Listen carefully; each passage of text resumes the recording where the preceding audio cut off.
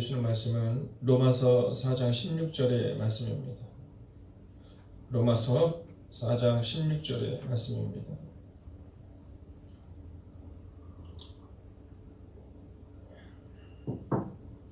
이 시간 다 찾은 줄 알고 로마서 4장 16절의 말씀을 우리가 함께 읽도록 하겠습니다.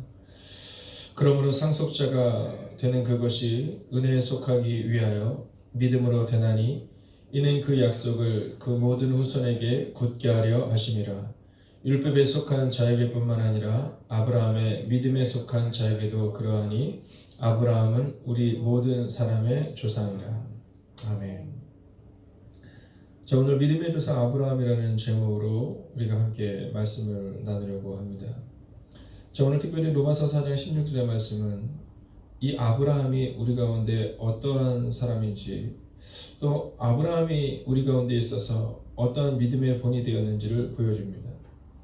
먼저 첫 번째로 이 아브라함의 모습을 우리 가운데 기록할 때 약속을 받은 사람이다 이렇게 말합니다. 약속을 받은 사람. 자, 그러므로 상속자가 되는 그것이 이렇게 말하고 있거든요.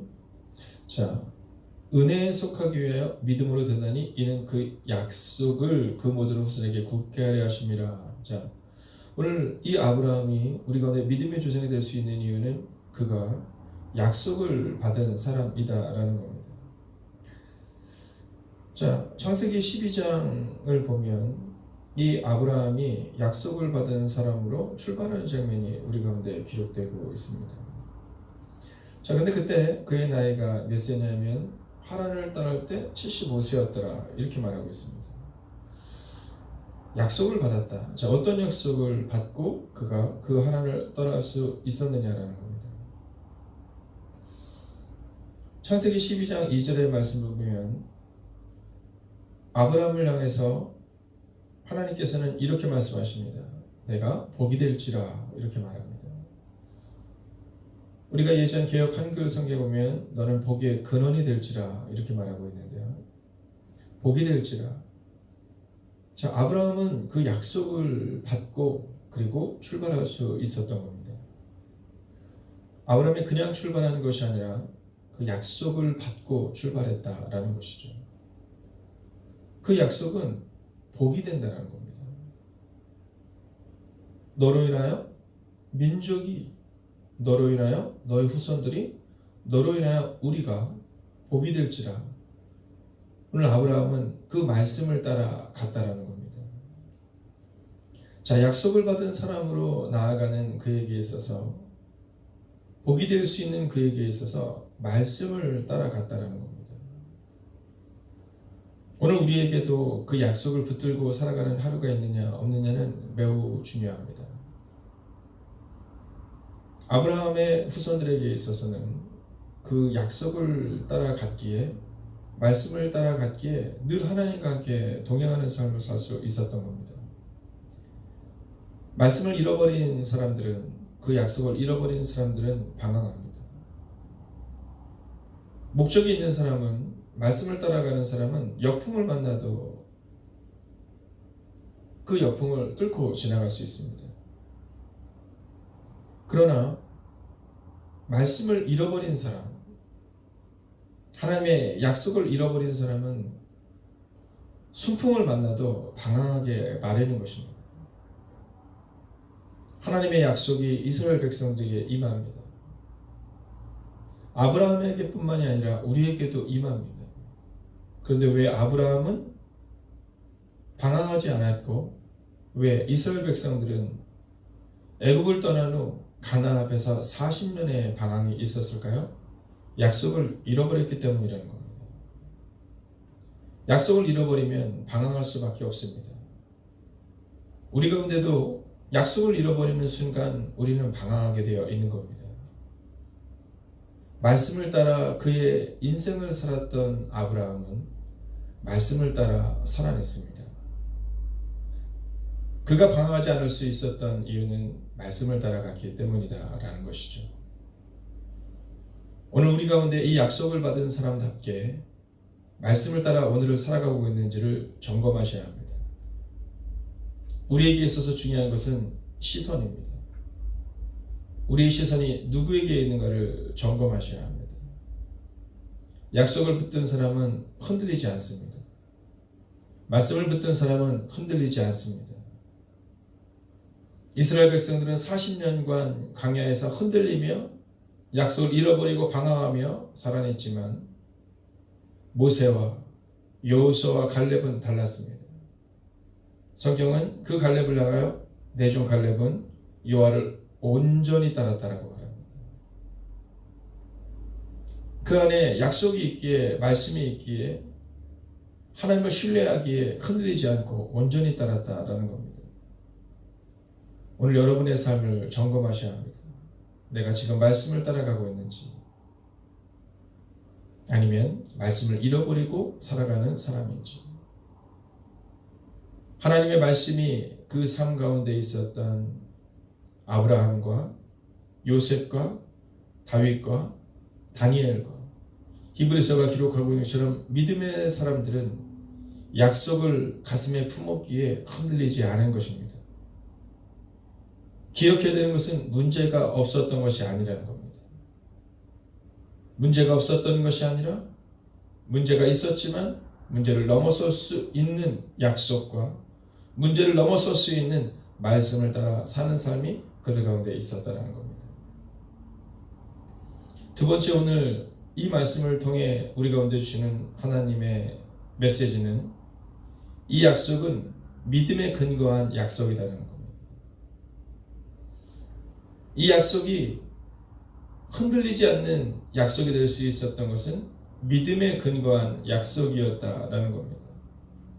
16절을 보십시오. 그러므로 상속자가 되는 그것이 은혜에 속하기 위하여 믿음으로 되나니, 이렇게 말합니다. 믿음에 근거한 약속인 겁니다. 하나님이 약속하셨지만 믿음이 흔들립니다. 우리 가운데 있어서 우리의 행위로 우리가 무엇을 얻을 수 있다고 생각하는 것은 착각이라는 겁니다. 어제 우리가 함께 아브라함이 발견한 구원의 길을 통해 함께 보았던 창세기 15장 6절의 말씀을 기억하셔야 합니다. 창세기 15장의 출발은 하나님이 아브라함에게 나타나십니다. 내가 너에게 아들을 주겠다라는 겁니다.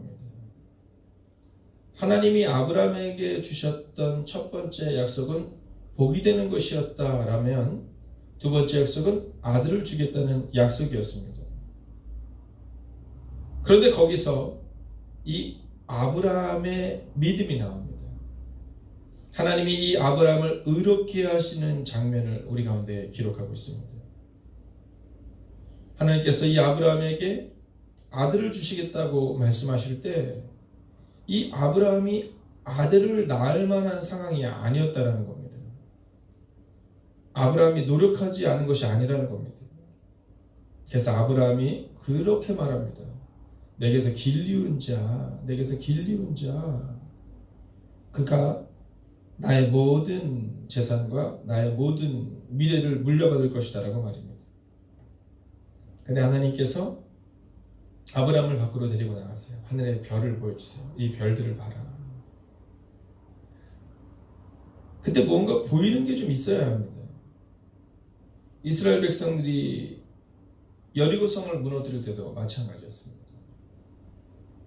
약속의 땅에 들어갔는데, 약속의 땅에 들어가서 여리고성을 도는데 여리고성이 무너질 만한 기미가 보이지 않는 겁니다.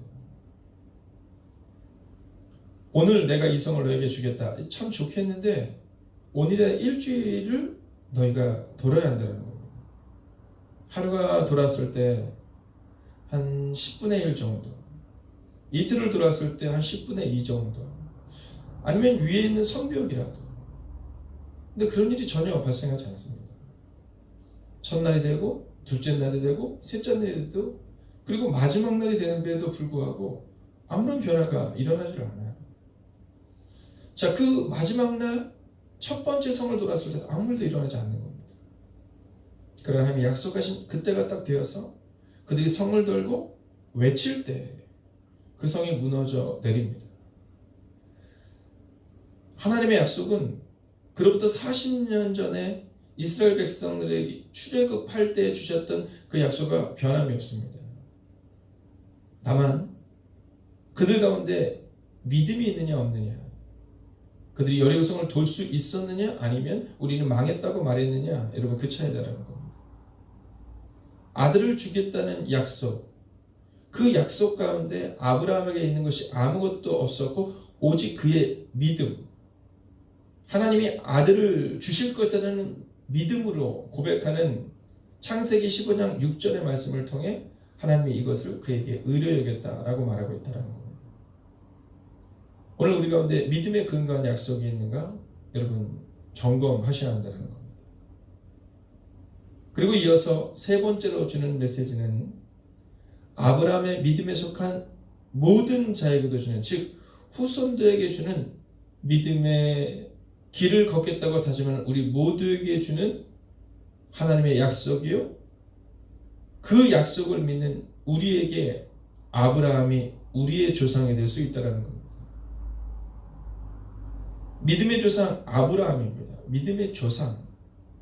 아브라함은 그런 삶을 살았고 우리는 그런 삶을 살지 못한다가 아니라 믿음으로 살아냈던 아브라함처럼 우리도 그렇게 살아내야 한다는 겁니다. 아브라함의 후손들이었던 이삭의 삶 가운데, 야곱의 삶 가운데, 그리고 요셉의 삶 가운데 그 모든 약속이 계승되어지고 이루어집니다. 우리는 종종 우리의 믿음을 자랑할 때가 있습니다. 우리의 믿음의 근거가 어디에 있는가를 잃어버리고 우리의 믿음을 자랑합니다. 우리가 자랑할 것은 아무것도 없습니다. 아브라함이 자랑할 것이 없었던 것처럼 우리에게도 자랑할 것이 아무것도 없었다라는 겁니다. 아브라함의 후손들은 자랑하지 않습니다. 하물며 요셉의 삶도 마찬가지입니다. 그가 왕의 꿈을 해석한 다음 그 왕에게 요셉이 이렇게 말합니다. 하나님이 당신의 꿈을 알게 하실 것입니다. 내가 아니라 하나님이라는 겁니다. 오늘 성경은 그것을 은혜다라고 표현합니다. 은혜다라고 표현합니다. 모든 후손들에게 주는 하나님의 은혜. 아브라함이 하란을 떠날 때 75세였습니다. 그리고 그가 아들을 낳았을 때가 100세였습니다. 이것은 인간적인 노력으로 될 수 있는 것이 아니다라는 것을 우리 가운데 보여주고 있다는 겁니다. 인간적인 노력으로 할 수 있는 것이 아니라 오직 하나님의 은혜가 임했기에 75세에 하란을 떠날 수 있었고 100세에 아들을 낳을 수 있는 은혜가 그의 삶 가운데 임했다라는 겁니다. 믿음의 조상 아브라함에게 있어서 우리 가운데 그 믿음의 조상이라는 그 고백에는 값없이 주는 하나님의 은혜가 있어야 한다라는 겁니다. 그리고 만약 아브라함에게 그 은혜가 있다면, 값없이 주는 은혜가 있다면 오늘 우리에게도 값없이 주는 하나님의 은혜가 임할 것임을 성경은 말하고 있다는 겁니다.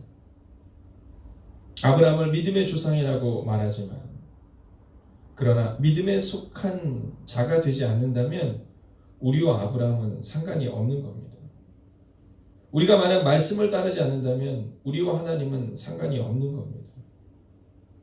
하나님이 우리 아버지시라면 우리는 그 아버지를 따라 사는 삶, 그 은혜가 너무 커서 그 은혜를 잃어버리고는 살 수 없는 삶, 그 은혜에 속한 믿음에 근거한 약속을 받은 사람으로 오늘 살아가는 그 단계가 우리 가운데 필요하다라는 것입니다. 이삭만이, 야곱만이, 요셉만이, 다윗만이 아브라함의 자손이 아니요 오늘 믿음에 속한 우리에게도 그러하니 아브라함은 우리 모든 믿는 사람의 조상이라는 오늘의 이 말씀을 기억하시면서 아브라함이 살아냈던 그 믿음의 걸음을 오늘도 걸어내는 여러분과 우리 행복의 강교가 되시기를 주의 이름으로 축원하겠습니다. 기도하겠습니다.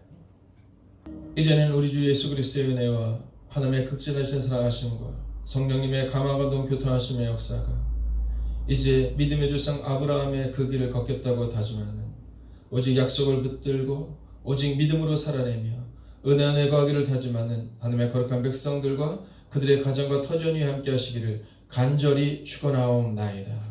아멘.